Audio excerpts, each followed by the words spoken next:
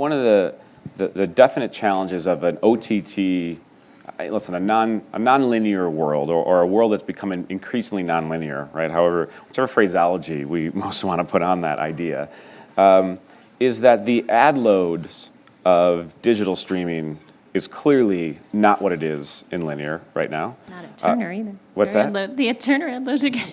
I was going to say, on all fronts. Right, right. But yes, largely, I think, linear TV is just go ahead. Heavier, But I think that it goes to the point, which is, as we think about, you said, you got to put the consumer first. And what the consumer is saying in a digital environment is, my tolerance for ad load is decreasing. In fact, we've got obviously plenty of viewing happening that is ad-free. And there are more and more SVOD services that are launching their subscription models to be ad-free. That's got to have an impact on all of the sides of this business. And so I guess I'm interested in your guys' perspective on, are we going to see in 5 years an industry that looks similar to what it does today, just more, quote, digital in nature? Or are we going to see predominantly, or fundamentally rather, a different business, trading different units, thinking about content distribution differently? What do you guys think about that? I mean, I'll jump in. I think it's commendable what Turner's done with their ad loads. I think that it puts the customer first to say, you know, we're not going to jam however many minutes in an hour. I think if you couple that with addressable and with targeting, you say we're going to find the right ads that are relevant for you. Like, I think that we were talking about this earlier. Like, American society is. Advertising is a part of our existence, right? It's not going anywhere. And yes, you'll pay for a subscription service to not have commercials, but YouTube Red, there's a lot of opportunities to buy up to non-ad supported video content that people aren't partaking of, right? They get that, they have that understanding. If I watch an ad, I get the content, right? And so I think it becomes all about, there's not an antithesis, or there's not a real antipathy for advertising per se. And the more relevant the advertising is, the more it actually could have a positive impact on the brand that's surrounding the ad that's being presented.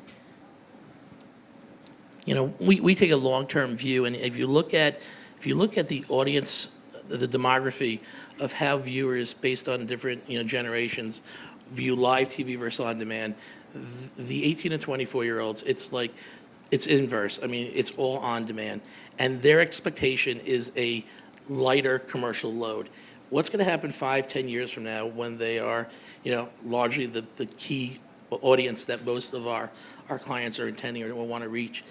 If they go to linear TV and it still looks the way it does today, we're going to lose them. Yeah. So we have to start now and figure that out, so that over time, what we have to do is figure out a way that we have fewer commercials, but each exposure or opportunity is incredibly impactful to the marketer and ultimately to the consumer. So we don't have to have as many ads, but have the value of that ad be exponentially greater, and we see value for that. Yeah.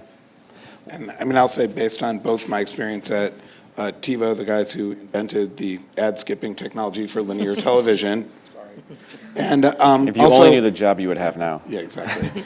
And also primary research my team has done on, we did a bunch of work looking at ad blocking on the digital side, and really tried to get to the consumer attitudes that were driving it. I think it isn't about we hate advertising and we don't ever want it. It's not about we deserve this content for free from the publishers. It's not that consumers don't understand that there's a bargain that's happening and that the advertising is subsidizing their content. It's that they find it intrusive, or on the digital side, that they don't like takeovers. They don't, there are just certain things that just don't test well, and they're what have driven the blocking behavior. So I think part of it is just about having a reasonable conversation with consumers at scale, and looking at the data about what's working and what's not working, and adjusting the mix accordingly. And slowly but surely, that's happening. Let me have you weigh in, Jonathan, on another component part of something I think is kind of interesting that I'm not convinced is going to happen yet, but I'm getting more and more convinced it's possible, which is, I don't know that we don't think about it this way a ton, but listen, the linear television world is a units world, and the digital world is an impressions world, right? And addressability allows for an impressions world. So I think it seems to me that we might be headed towards a world that is actually impressions driven across all these screens and platforms. And is that I've seen a lot of head nodding, so listen, I guess I'm not crazy. But that seems to be not a minor change, nor, and I guess not the complexity of it, but I guess it gets to the thinking of more relevance, more targeting, more creative, connectivity, is if everything was bought on impressions. And again, Jonathan, I guess start with you. I think it is almost a foregone conclusion that we eventually end up in a world that's about impressions and effects, and not about units and ratings and CPMs. Because at the end of the day, what matters is, did you get what you wanted when you spent the money to run the campaign? And it's a slow process because it's literally just not the technology way that linear TV has always worked. And the obstacles to doing that are about ad insertion and about addressability. And I think as we get to delivery technologies that enable us to optimize impressions on a per audience, per moment in time basis, then we get there. Coming. So it's literally just about, it's not if, it's when. Yeah. It's just a matter of time. I mean, in a couple more years, to your point, the television on the wall will be able to deliver advertising in the same way that you get it on your phone, or that you're getting it on your tablet or on your laptop. So it's incumbent on us to really understand what that means for us, from having the data to be able to target, and that will result in a much better consumer experience. But the one thing you missed at the end of that is, when we can deliver that television advertising on an impression basis, it also allows for measurement. And we need to get there. Yeah. And then the measurement obviously drives then the match back and the ROI on the campaign, which then facilitates encouraging people to spend more in that way, because you can prove the value of what they advertised.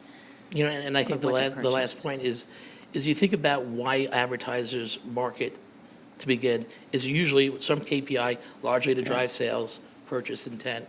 If that is ultimately what the driving motivation is for the advertising, then what we need is precision, because precision will drive impact. And if we're ultimately trying to drive that impact, the fact that we sell inventory on a demo, like adults 18 to 49, in a cable day part from, let's say, 9A to 3P, that is not very precise. Yeah. The sooner we can do it, it's just not there. But the sooner we can, then we can drive Yeah. the precision, which will lead to the impact, which is ultimately why we're doing this in the first place. Listen, I'll certainly echo that in the work we do. We tell marketers constantly that if you want to change the way you activate, you need to start with changing the way you measure.